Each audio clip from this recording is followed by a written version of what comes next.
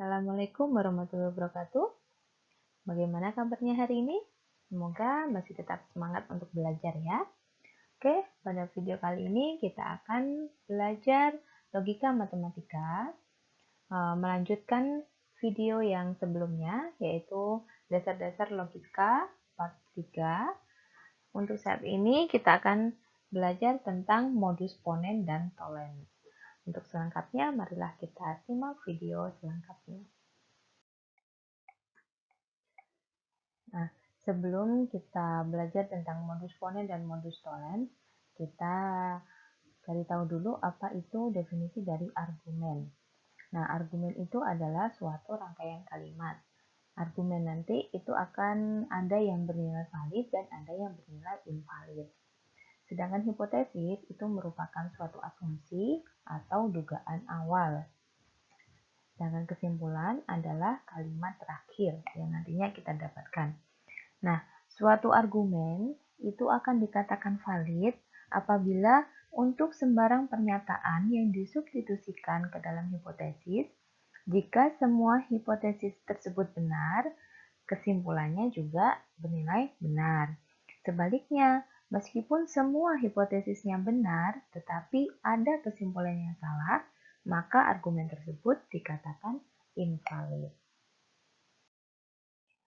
Nah, untuk mengecek apakah suatu argumen itu valid atau tidak, itu ada 4 langkahnya ya. Yang pertama yaitu kita tentukan dulu apa hipotesis dan kesimpulan dari suatu kalimat tersebut. Kemudian, yang kedua, kita buat tabel kebenaran yang menunjukkan nilai kebenaran untuk semua hipotesis dan kesimpulannya. Setelah kita membuat tabel kebenaran, maka kita cari baris kritis, yaitu baris di mana semua hipotesis bernilai benar. Nah, setelah itu, dalam baris kritis tersebut, jika semua nilai kesimpulannya benar, maka argumen itu valid. Dan jika di antara baris kritis tersebut ada baris dengan nilai kesimpulan yang salah, maka argumen tersebut adalah invalid. Nah, maka dari keempat langkah ini kita dapat menentukan apakah suatu argumen itu bernilai valid atau invalid. Nah, sebagai contohnya, marilah kita lihat di sini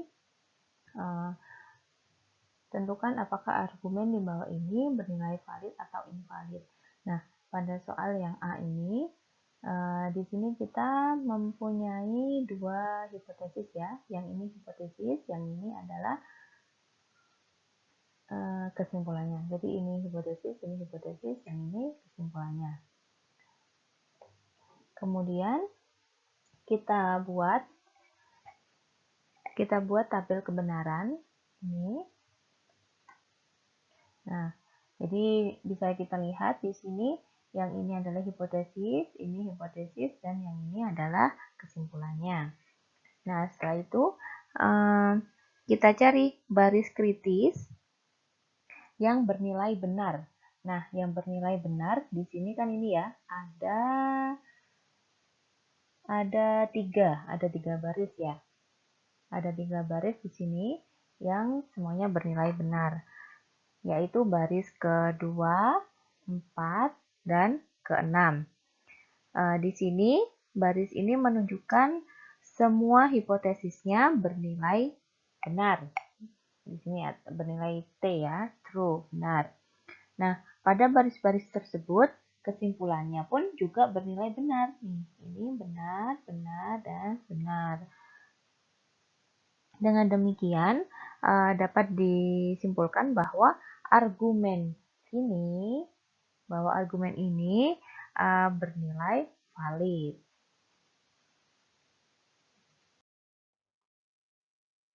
Nah, untuk contoh yang kedua, yaitu kita mempunyai hipotesis jika P maka Q disjungsi negasi R. Dan hipotesis yang kedua yaitu jika Q maka P, konjungsi dari R. Maka kesimpulannya adalah jika P maka R. Nah, di sini dapat kita tentukan hipotesisnya adalah yang ini, ya, hipotesisnya ini dan ini. Kemudian kesimpulannya adalah ini. Nah, dari tabel kebenaran ini kita cari baris kritisnya. Baris kritisnya yang semua hipotesisnya bernilai benar. Nah, yang semua hipotesisnya yang bernilai benar kan yang ini kan. Ini baris pertama, ini kan benar, benar. Yang ini benar, salah. Berarti ini bukan baris kritisnya. Yang ini salah, benar. Ini juga bukan. Yang ini benar, benar. Ini benar, salah. Benar, salah. Bukan, berarti ini benar, benar, benar, benar. Nah, berarti dari tabel kebenaran ini kita mendapatkan baris kritisnya yaitu pada baris ke-1, baris ke-4, 7, dan 8. Itu semua barisnya, semua hipotesisnya bernilai benar ya. Nah, tetapi pada baris ke-4 kita dapatkan kesimpulannya itu bernilai salah di sini. Nah, maka dapat disimpulkan bahwa argumen tersebut bernilai invalid atau tidak valid karena ada salah satu kesimpulannya yang tidak benar atau salah. Nah, selanjutnya yaitu modus ponens. Modus ponens itu secara simbolis dapat dituliskan seperti ini. Jika P maka Q. Ini hipotesis yang pertama, hipotesis yang keduanya P. Maka kesimpulannya adalah Q. Nah, sebagai contohnya, jika digit terakhir suatu bilangan adalah genap, maka bilangan tersebut habis dibagi 2. Nah, di sini ini kan jika P ini digit terakhir suatu bilangan adalah genap, itu kalimat P-nya. Sedangkan kalimat Q-nya, bilangan tersebut habis dibagi 2. Nah, kemudian hipotesis yang kedua, digit terakhir bilangan 124 adalah 4. Nah, 4 ini kan termasuk genap ya. Maka kita dapatkan kesimpulannya adalah bilangan 124 habis dibagi 2. Ini adalah salah satu contoh dari modus ponens. Nah, selanjutnya modus tollens. Secara simbolis, modus tollens ini dapat dinyatakan sebagai berikut. Jika P maka Q, hipotesis keduanya negasi dari Q, maka kesimpulannya adalah negasi dari P. Jadi bentuk modus tollens ini mirip dengan modus ponens yang sebelumnya ya. Hanya saja hipotesis yang kedua, yang ini, dan kesimpulannya itu merupakan kontraposisi hipotesis pertama dari modus ponens. Nah, sebagai contohnya, jika hari Minggu, maka Andi libur sekolah. Jadi di sini jika P, maka Q. Nah, hipotesis yang kedua, Andi tidak libur sekolah.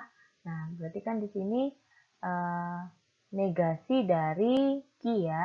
Andi, pernyataan Q-nya kan Andi libur sekolah. Berarti negasinya kan Andi tidak libur sekolah. Berarti kesimpulan yang kita dapatkan adalah hari ini bukan hari Minggu. Atau di sini negasi dari P. Berarti kan hari ini bukan hari Minggu. Itu adalah kesimpulannya. Ini salah satu contoh dari modus tollens. Nah, dari beberapa contoh modus ponens dan modus tollens yang sudah dijelaskan tadi, coba kalian tentukan kesimpulan pernyataan berikut dengan modus ponens atau modus tollens. Nah, yang pertama itu, jika cairan X mendidih, maka temperaturnya paling sedikit 100 derajat Celcius. Hipotesis yang kedua yaitu cairan X cairan X temperaturnya 105 derajat Celcius. Maka tentukan kesimpulannya. Menggunakan modus Ponen atau modus Tholen. Untuk yang kedua, jika logika matematika adalah mata kuliah yang mudah, maka pastilah saya seorang profesor. Nah, hipotesis yang kedua, saya bukan seorang profesor. Maka kesimpulannya adalah apa?